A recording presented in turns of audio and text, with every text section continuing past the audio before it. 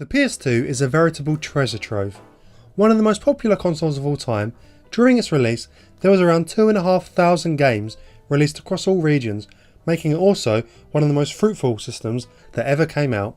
With a library this gargantuan, it was inevitable that some games will get lost in the shuffle. This list could have easily been a top 100, but I've tried to narrow it down to just the ones that I personally feel people should give another shot. These games deserve to be treated like the classics they are, so if you have the resources, go out and find a way to play them. You won't be sorry. Welcome to my top 5 PS2 hidden gems. Geo Battle Colosseum is a 2-on-2 tag team fighting game released in 2005. It acts as a mini compilation of sorts, similar to King of Fighters, with lots of different SNK characters duking it out, though in reality it plays a little more like SNK vs Capcom. Only one of the two characters needs to die to lose the match, so it's a case of constantly switching them in and out. When the game was released, the main complaint was that it looked dated compared to other fighters and didn't do anything new, and whilst that may have been true at the time, in 2018 all games from that era look dated, so we're able to look on them in a very different perspective. It's a lot of fun, the gameplay is tight and responsive, and if you're a fan of fighters, this might be the game for you. Mark of Cree is an action-adventure game that has a Polynesian style and an emphasis on cartoony art and graphics. The game follows Rao Uta and his raven Kuzo and their quest to defeat the Dark One. It has a pretty unique combat style in which you select a bunch of enemies and then a different button corresponds to each baddie, allowing the player to fight each one independently of each other and keep the combat fluid. It's a great system and a lot of fun, and keeps it from ever feeling repetitive. It had great graphics for the time, and because it's a relatively short game at around 10 hours long, it's accessible for any audience. Shadow of Memories is an adventure game released in 2001 in which the main character, Ike Kush, has to stop his own murder. The way he does this is through using a time-travelling digipad in order to prevent and force various events, and to find out who is the person trying to kill him. The game is played by essentially running around the town and talking to people, working out what you need to do next, and using the time pad in order to carry out said objective. It's a thinker of a game and is a load of fun because it's so easy to mess up, and it gives you a great thrill when you manage to actually get something right. There are 8 different endings depending on how the player has played the game, which give it a lot of replay value.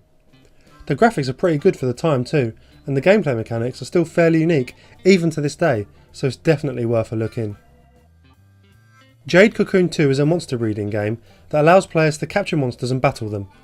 If you're wondering how it relates to other games in the genre, it straddles the line between a Pokemon and a Digimon world, featuring the best of both sides of the genre. In the game, a young boy named Kahu visits the Temple of Kemwell in hopes of becoming a beast hunter. However, an early encounter means that he is cursed and needs to heal himself with 4 magical orbs, which leads to the main story of saving the world. The main mechanics rely on exploring forests, levelling up and battling and raising monsters, all linked through a hub area which slowly grows. Exploring forests leads to battle with bosses, which leads to getting key spores, which opens up the next area. There are 4 main forests, each split up into 4 levels, which consist of 4 areas, so there is a lot of content.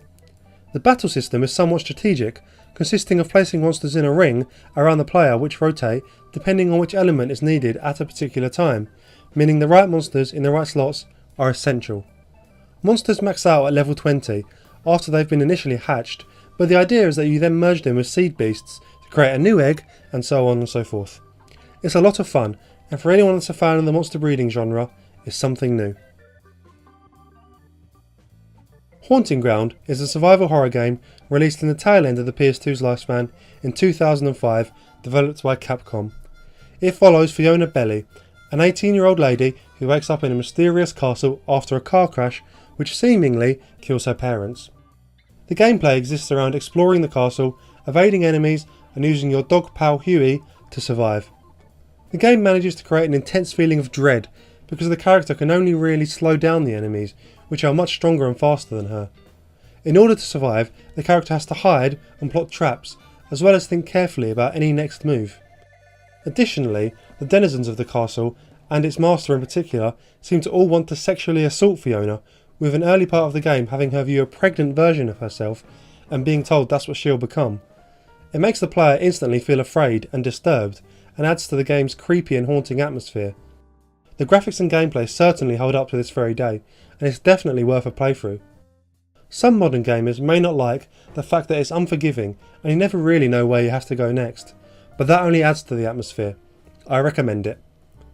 That was my top 5 PS2 hidden gems. I'm sure there's many that I've missed, so please let me know what would be in your list in the comments below.